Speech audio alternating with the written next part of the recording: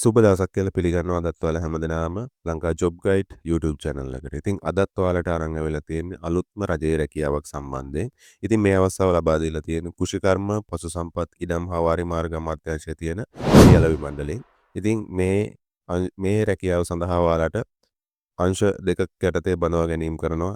පළවෙනි රැකියාව තමයි ගිණුම් සහකාර ඒ වගේම කළමනාකරණ සහකාර කියන අංශ දෙක යටතේ මේ වෙනකොට වේකන්සිස් නිකුත් කරලා තියෙනවා. ඉතින් අපි අද කතා කරන්නේ ඔයා කොහොමද මේ සඳහා ආයුධම් කරන්නේ මොනවද අවශ්‍ය සුදුසුකම් වගේම ඔයාට මේ සඳහා ලබා දෙන වැටුප් මොනවද ඒ වගේම හරියටම මේ ඇප්ලිකේෂන් බාර ගන්න අවසාන දිනය කවද්ද කියන කාරණා සම්බන්ධයෙන් තමයි මේ වීඩියෝ එකේදී අද කතා කරන්න බලාපොරොත්තු වෙන්නේ. ඉතින් පළමුවෙන්ම අපි ගත්තොත් එහෙම ගිණුම් සහකාර කියන තනතුර. ඉතින් මේ වෙනකොට එක තනතුර මේකෙදී මෙයාලා දාලා තියෙන්නේ. ඉතින් බාහිර හා අභ්‍යන්තර අයදුම්කරුවන්ට අවශ්‍ය සුදුසුකම් මොනවද කියන එක සම්බන්ධයෙන් ඉදිරිපත් කරලා තියෙනවා. ඉතින් අවශ්‍ය සුදුසුකම් මූලික වශයෙන් ගත්තොත් එහෙම ගිණුම් විෂයට අදාළව තෘතීය හෝ වෘත්තීය අධ්‍යාපන කමිෂන් සභාව විසින් පිළිගන්නා ලද කාර්මික වෘත්තීය පුහුණු ආයතනයකින් නිකුත් කරන ලද ජාතික වෘත්තීය කුසලතා එන්විකු පහ මට්ටමේට නොඅඩු ප්‍රවීණතා සහතිකයක් ලබා තියෙන්න ඕන කියලා තමයි මෙයාලා සුදුසුකම් විදිහට දාලා තියෙන්නේ. ඒ වගේම මාසික වැටුප මෙයාලා සඳහන් කරලා තියෙනවා 50540යි මේක ඇවිල්ලා මූලික වැටුප. මීට අමතරව ඔයාලට දිරි දීමනා හම්බ වෙනවා.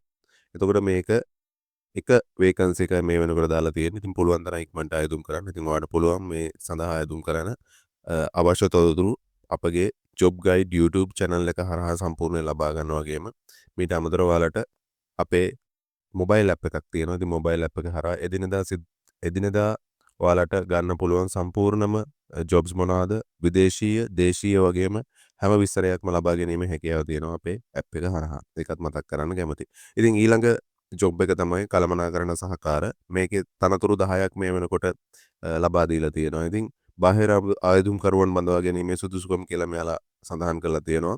අධ්‍යයන පොදු සහතික පත්‍ර සාමාන්‍ය පෙළ විභාගයේදී සිංහල හෝ දෙමළ ගණිතය ඉංග්‍රීසි භාෂාව යන විෂයන් ඇතුළුව විෂයන් 4කට සම්මාන සාමාර්ථ සහිත එකවර විෂයන් 6කදී සමත් වෙලා තියෙන්න ඕන. ඒ වගේම අධ්‍යයන පොදු සහතික පත්‍ර උසස් පෙළ විභාගයේදී අවම වශයෙන් විෂයන් 3ට සාමාන්‍ය පොදු පරීක්ෂණයට සමත් වෙලා තියෙන්න ඕන කියන කතාව මෙයාලා දාලා තියෙනවා. ඒ වගේම අභ්‍යන්තර ආයුධම්කරුවන්ට මෙයාලා වෙනම නිකුත් කරලා තියෙනවා සුදුසුකම් මොනවද කියන එක සම්බන්ධයෙන්.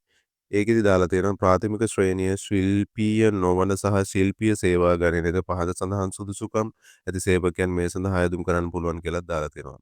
ඒකෙදි අධ්‍යයන පොදු සහතික පත්‍ර සාමාන්‍ය පෙළ විභාගයේදී සිංහල හෝ දෙමළ ගණිතය ඉංග්‍රීසි භාෂාව යන විෂයන් ඇතුළුව විෂයන් 4කට සම්මාන සාමාර්ථ සහිත එකවර විෂයන් 6කින් සමත් වෙලා තියෙන්න ඕන කියලා මෙයාලා දාලා තියෙනවා. සේවයේ ස්ථීර පත්වීම් දැරිය යුතු අතර එම පත්වීම් වල ස්ථීර කරුණු ලැබී සිටිය යුතුය. නියමිත දිනට පූර්වාසර ස්ථීර පත්වීම් යටත් පිරිසෙන් අවුරුදු 5කට අඛණ්ඩ සතුටුදායක සේවා කාලයක් සම්පූර්ණ කරලා තියෙන්න ඕන. ඒ ඇවිල්ලා අභ්‍යන්තර ඇයදුම්කරුවන්ට අවශ්‍ය සුදුසුකම් කියලාත් මතක තියාගන්න. එතකොට මාසික වැටුප් පරිමාණය මෙයාලා දාලා තියෙනවා. මේකෙදී 46220යි මූලික වැටුම. ඊට අමතරව මේකට දීමනා වලට හම්බ වෙනවා. ඉතින් ඊට අමතරව මොනවද ඕනේ සුදුසුකම් කියලා මෙයාලා වෙනම සඳහන් කරලා තියෙනවා. මේකෙදී වයස අවුරුදු 18ට නොඅඩු සහ වයස අවුරුදු 45ට නොවැඩි විය යුතුයි කියන කතාව අභ්‍යන්තර අයදුම්කරුවන් වෙනුවෙන් මෙයාලා දාලා තියෙනවා. ඒ වගේම සෑම අයදුම්කරුවෙකුම ශ්‍රී ලංකා පුරවැසියෙකු විය යුතුය. තනතුරට පැවරෙන කාර්යයෙන් මැනවින් ඉටු කිරීම මෙන්ම දිවයිනේ ඕනෑම ප්‍රදේශයක සේවය කිරීමට කායික හා මානසික යෝග්‍යතාවයකින් යුක්ත විය යුතු අතර විශිෂ්ට චරිතයකින් විය යුතු යන කතාව මෙයාලා මේකේ සඳහන් කරලා තියෙනවා. ඉතින් තවත් තොරතුරු ගොඩක් මේකේ දාලා තියෙනවා. ඉතින් මම මේකේ සම්පූර්ණ විස්තරය දාලා තියන්නම් අපේ මොබයිල් ඇප් එකේ. ඔයාලට පුළුවන් මොබයිල් ඇප් එක ඩවුන්ලෝඩ් කරගෙන මේක සම්පූර්ණ විස්තරය බලා ගන්න. ඒ වගේම මෙයාලගේ ඇප්ලිකේෂන් එකක් නැහැ. ඔයාලට පුළුවන් ඔයාගේ ඇප්ලිකේෂන් එක ඔයාලට සුදුසු ඇප්ලිකේෂන් එකක් හදලා මේ සභාපති වී අලවි මණ්ඩලය නිවාස මහලේකම් ගොඩනැගිල්ල 6 වන මහල සර් චිත්තප්පලම් ඒ ගාඩිනර් මාවත කොළඹ 2 යන ලිපිනයට ඔයාලට දාන්න පුළුවන්. මේකෙදි ඔයාලගේ තොරතුරු ඥාතින් දෝන දෙන්නෙක්ගේ තොරතුරුත් මේ CV එකට ඇතුළත් කරන්න කියලා එයාලා දාලා තියෙනවා. ඉතින් මේක දෙන්න ඕනේ 2026 පළවෙනි මාසේ 26 වෙනිදාට පෙර තමයි මේ ඇප්ලිකේෂන් එක ඔයාලට දෙන්න ඕනේ.